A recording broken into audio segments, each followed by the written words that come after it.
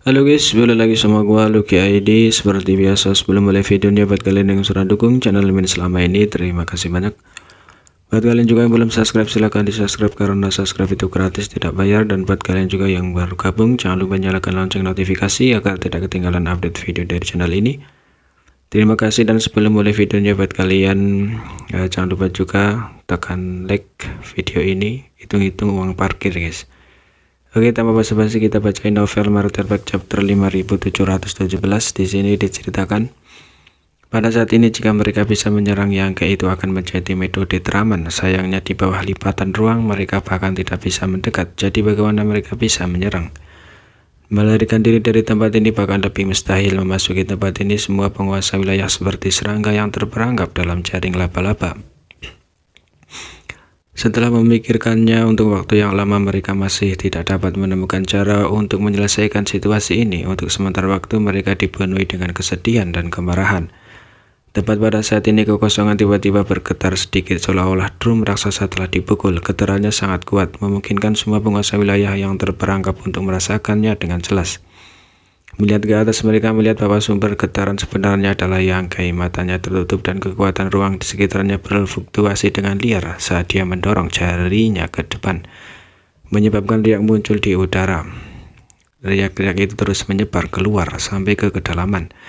Yangke terus menyerang, menyebabkan riak menyebar, menyebabkan kekosongan bergetar lebih keras. Monaye tiba-tiba memiliki firasat buruk. Seolah dia telah membuat keputusan yang salah untuk menyarankan Yangke untuk melacak lokasi tunggu semesta. Saat dia memikirkan ini, dia tiba-tiba merasakan bahaya yang besar dan dengan cepat menggunakan kekuatan tintanya untuk membentuk penghalang pelindung di sekitar dirinya. Seolah-olah kekuatan tak terlihat telah memotong tubuhnya, memotong kekuatan tinta yang kental dan mengiris dagingnya. Bahkan seorang sekuat Monaye tidak bisa menahan rasa sakit yang menusuk saat dia dengan cepat mengubah posisinya. Melihat ke atas, ruang di mana dia awalnya berdiri seperti cermin yang pecah dengan cepat kembali ke keadaan semula. Dan kekuatan yang telah menembus tubuhnya sebenarnya adalah celah spesial kecil. Ekspresi Monaye berubah drastis saat dia dengan cepat berteriak, "Saudara Yang, tolong berhenti." Para penguasa wilayah tidak tahu mengapa Monaye tiba-tiba menjadi sangat gugup. Jika mereka semua menoleh untuk melihat, pada saat ini salah satu penguasa wilayah tiba-tiba merasakan sakit yang tak dapat dijelaskan di tubuhnya. Penglihatannya tiba-tiba terbalik dan apa yang masuk ke matanya adalah tubuh yang telah dipotong miring. Potongannya sehalus cermin dan ada semburan darah tinta hitam. Tubuh yang telah dibelah ini tampak sangat familiar. Saat pikiran ini melintas di benaknya, penguasa wilayah dengan cepat menyadari bahwa ini adalah tubuhnya. Menurunkan kepalanya, dia melihat bahwa tubuh bagian bawahnya memang telah dipotong terbuka. Dia bahkan tidak menyadari sesuatu yang tidak biasa sebelumnya, jadi hatinya dipenuhi dengan kepanikan saat dia berteriak, "Tuan Monaye, selamatkan aku." Bagaimana Monaye bisa menyelamatkan hidupnya? Wajahnya begitu suram sehingga air hampir menetes darinya saat dia melihat dua bagian tubuh penguasa wilayah hancur, berantakan dan kekuatan hidupnya mengalir pergi. Sayangnya vitalitas penguasa wilayah ini tidak terlalu lama dan dia tidak akan mati dalam waktu singkat. Ruangnya rusak, pertahankan dengan sekuat tenaga, Monaye berteriak.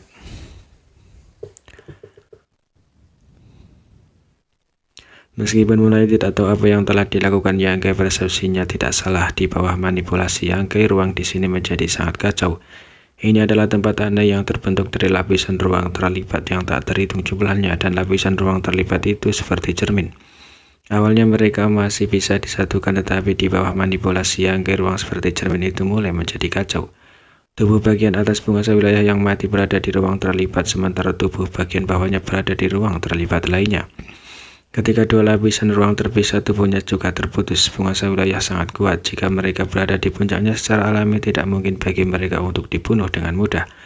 Tetapi penguasa wilayah di sini berbeda. Mereka semua seperti anak panah di ujung penerbangan mereka.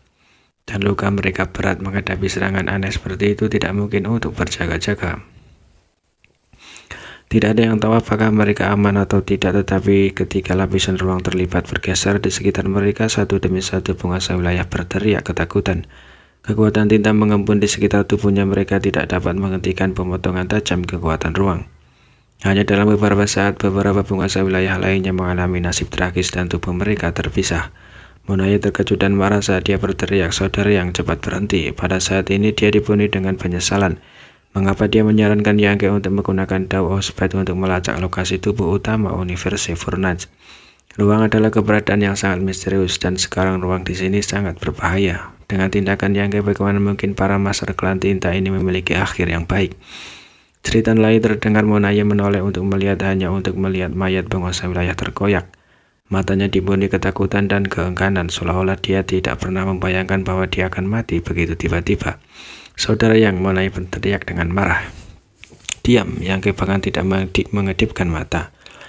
Meskipun dia mencoba yang terbaik untuk melacak lokasi tubuh utama tunggu semesta, dia masih memiliki pemahaman tentang situasi di sekitarnya. Dia tidak mengharapkan situasi seperti itu terjadi. Bisa dikatakan bahwa dia telah memukul paku di kepalanya. Bagaimana dia bisa setuju dengan Monaye yang memintanya untuk berhenti? Bagaimanapun, menurut kesepakatan, dia hanya perlu menyelamatkan nyawa 10 penguasa wilayah. Adapun sisanya akan lebih baik jika mereka semua mati. Menyelamatkannya dari kesulitan membunuh mereka. Monaye menggertakkan giginya dan menekan amarah di hatinya. Mereka sudah berada di pihak yang berlawanan dan telah bertempur dalam pertempuran hebat beberapa bulan yang lalu. Jadi apa gunanya memohon Yangke sekarang?